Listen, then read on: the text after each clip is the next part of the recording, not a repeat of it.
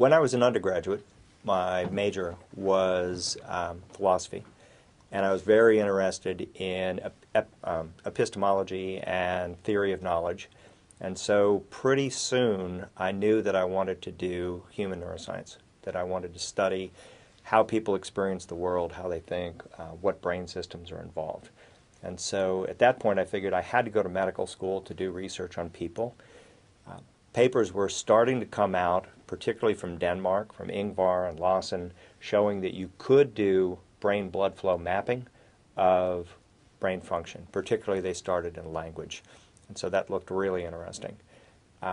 When I was in medical school, one of my neurology mentors, Stanley Cohen, was doing blood flow work in rats, and people at the NIH, Charles Kennedy and Lou Sokoloff, were doing early studies in rodents.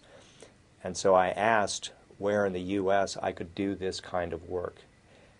And the answer I got was that nobody was doing it yet, but the first place that was going to be able to do it was Washington University. And so I was told that if you want to do this, go to Washington University.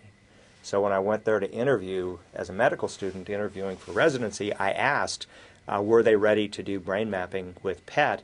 And they said, no, but by the time you get here, we will be. And so when I arrived, they knew that that's what I was coming for. And so on my first elective rotation, which was about 2 months into my residency, I was upstairs in the scanner.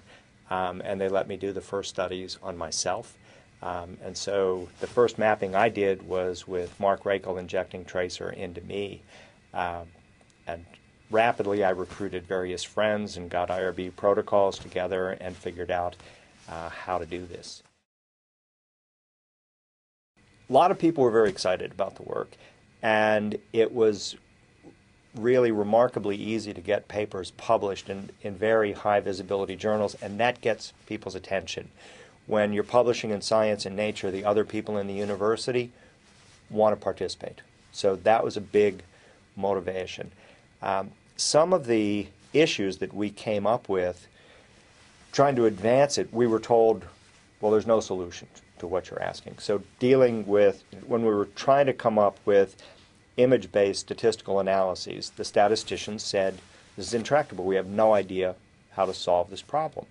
And so that was people working, Mark Minton and myself and Joel Perlmutter, reading statistics books and talking to people and trying to figure out how to solve this problem. And the statisticians gave some advice, but really they didn't solve it. The imaging people solved it, the people that really had a need.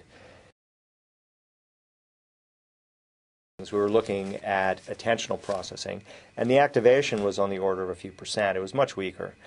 And so one of the motivations was to get a way to increase signal to noise. But the other thing that we were after was to try and have a simple way of saying where we saw something. So if you see an activation, is it frontal eye fields or is it area 6? And if you're relying on visual inspection, even with an overlay on MR, that's extremely difficult. And you needed a good way of recording exactly where you are. So I started looking into this and shopping around and found both the Taylor-Eck Atlas from '67 and a really interesting paper by Per Roland in which he took pre-PET data. It was lateral detector data, and he normalized it to the '67 Taylor-Eck Atlas, and he reported it in Taylor-Eck coordinates. And they were done with a ruler and a protractor, but still they were Taylor-Eck coordinates. And I thought that was a really smart thing, and sat down with Joel Perlmutter and figured out how to design an algorithm to do that for PET.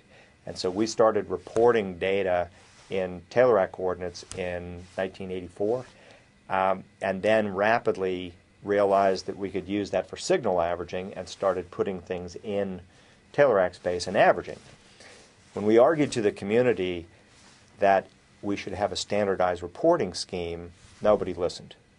When we said, here's a way of getting free signal to noise, everybody listened.